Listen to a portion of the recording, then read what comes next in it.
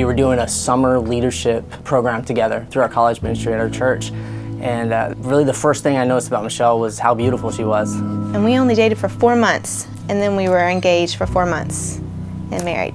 When we got married, we were really chasing after our careers, and neither one of us really wanted to have kids. But 8 years into our marriage, we decided let's start trying. And 8 months goes by, Michelle's pregnant, and it was a girl. And we were so excited. We went to the ultrasound, and they're going through the body, and we just hear the ultrasound tech going, let me just go get the doctor. And he basically just went through a laundry list of things that were wrong with our daughter, head to toe. Her brain hadn't formed properly. She had a short airway. She had a hole in her heart and it was twisted. Her intestines were twisted. She had a hole in her back, so her actual spine was out. I can't even express the feelings you have when you hear this, because you're just excited to have a baby. And then you just hear all your dreams go out the window.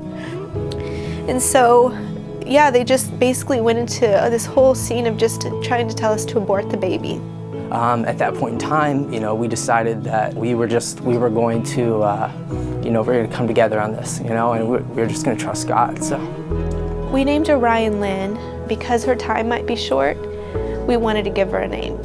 The morning of the delivery, there was a lot of fear, worry. Thinking, am I going to see my daughter alive today? The C-section happened, and I was sure, you didn't hear her cry. And so you're like, okay, that was it. And Jared's holding my hand, and I'm like, okay, that was it. And it's okay. And then all of a sudden, he's like, no, baby, just hold on. They're doing something over there. All of a sudden, before I knew it, here's my little baby girl next to me. And I got to kiss her cheek, a warm cheek. The little girl that I was never supposed to meet, I got to kiss. And it was one of the most wonderful moments of my entire life. We were just so elated that she was alive.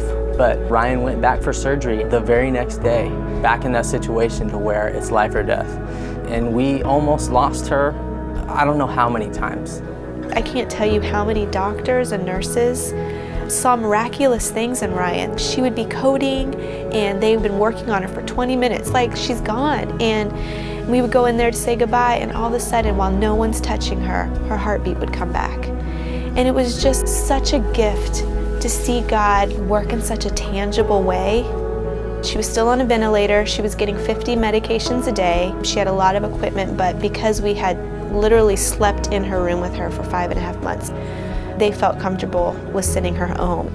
I think the first thing I did was just throw cookies in. I wanted her to just know all the smells and touches and feels of a home. And just joy was in our house, like we were giggling and just happy. And that's when all the alarms started going off.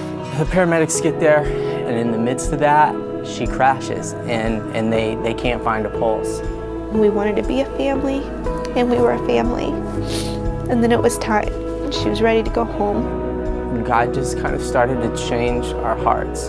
This is a fallen, sinful, broken world, and there's going to be bad things that happen to everybody. And it was tough, but the reward through it was a dependence that I'd never had on God or experienced before. I found the intimate relationship that I had been craving with God, and after she passed, I held it. And I quit my job knowing God was calling me to something different. And we looked at Scottsdale Bible, and I was just playing around the website. I saw this MIT program. And sure enough, she gets hired here at Scottsdale Bible.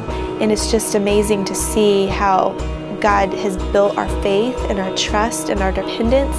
And then in the end of it all, here we are, I'm doing what I love, what I felt like I was called to do, serving within the women's ministry at a wonderful church. And now we have this healthy little guy. His name is Chase Ryan, and he is just the biggest joy. I'm so thankful for my family and so thankful for my child.